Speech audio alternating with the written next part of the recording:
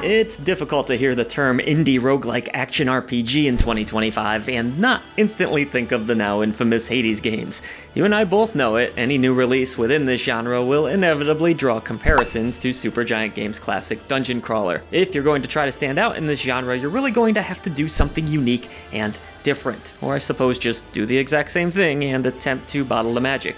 Either way, Hellclock does indeed make a conscious effort to try something new to stand out in this space.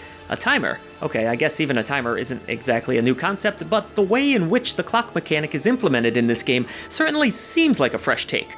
But is Hellclock a hell of a good time, or is it giving me a short ticker? Let's take a deep dive into my impressions based on the first 4 hours of my gameplay.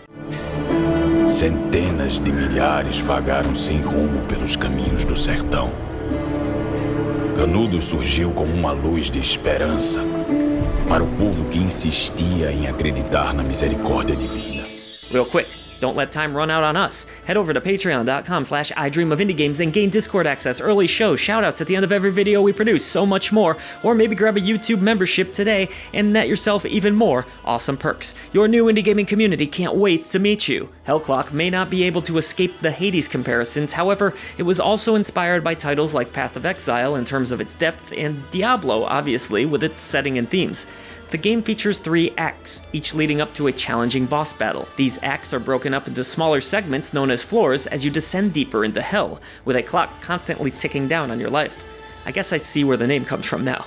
There's also another mode, Ascension, that will be released closer to the game's launch. When beginning your run, you can select between a few difficulty options. Softcore, which may conjure memories of Cinemax, or Skinemax, as many of you may remember it, which offers a more forgiving experience, and some of your progress will carry over. Or there's Hardcore, which will remind you of, never mind. This is for hardcore roguelike players who don't mind their progress being deleted with each run. There's also a relaxed mode, which will take the clock out of Hellclock entirely, and allow you to explore and take down enemies at a much more leisurely pace without the pressure of a timer. Oddly, for as much as I generally don't like timers in games, Hellclock's timer seems vital to its fun factor. The pressure feels imminent, but not impossible to overcome, which is right where it should be in a game like this. I loved how I needed to strategize with each floor.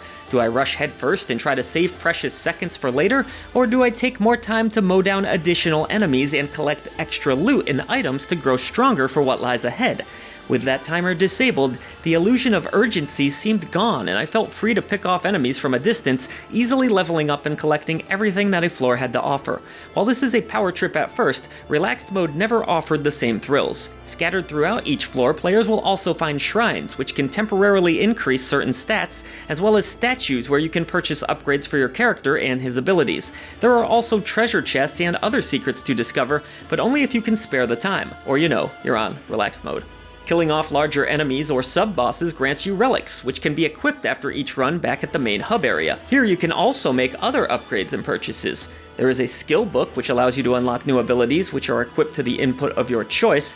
The Great Bell allows you to gain additional improvements such as increased health, and there's also blessed gear to purchase and even more, all working towards the greater goal of making you stronger so you can descend deeper and complete all 3 acts. Hellclock's combat is highly entertaining and much more gun-based than I was anticipating. It's a breeze to jump into without highly complex controls or mechanics, but properly utilizing all of the skills and strategizing your upgrades and time usage are where the real challenge comes in. Each act also appears to have different attacks to learn, and how you mix and match them is entirely up to you, creating an additional layer of strategy that I found rewarding. I did find that Hellclock's challenge level ramps up dramatically after defeating the first of what I would refer to as the game's mini-bosses, however. It wasn't so much the quantity of enemies, but the fact that they dish out a punishing amount of damage with one fell swoop. This made it very difficult to keep an eye on my health and play defensively at the same time, so I often found myself dead before I even had the opportunity to use one of my available potions.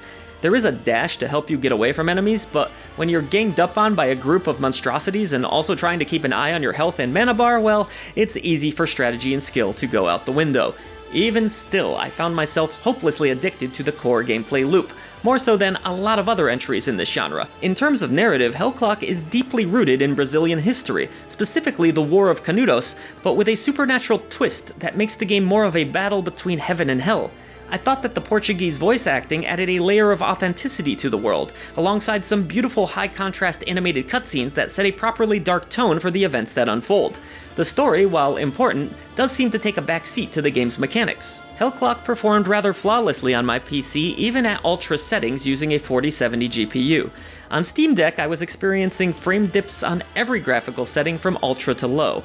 Obviously, the lower your settings, the fewer dips you'll encounter, but the difference is pretty negligible, so I just kept it on ultra to enjoy the most graphical fidelity myself. Just be prepared for that frame rate to drop into the 30s at times, especially with a large number of enemies on screen.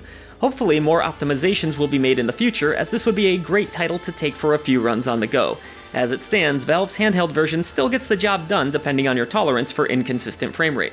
All that said, the visuals in the game are quite lovely, well, as lovely as hell can be anyways. There are great, gory enemy designs, moody and evocative environments, and a pleasant backing soundtrack that will firmly plant itself into your brain long after gameplay, with its plucky acoustic guitar. After 4 hours with Hellclock, I was left eager to dive back into the depths of hell, battling against time and demons alike. The combat is a blast, its presentation is wonderful, and it offers enough progression between runs where I didn't feel like I was burning out as quickly as I tend to in other roguelikes.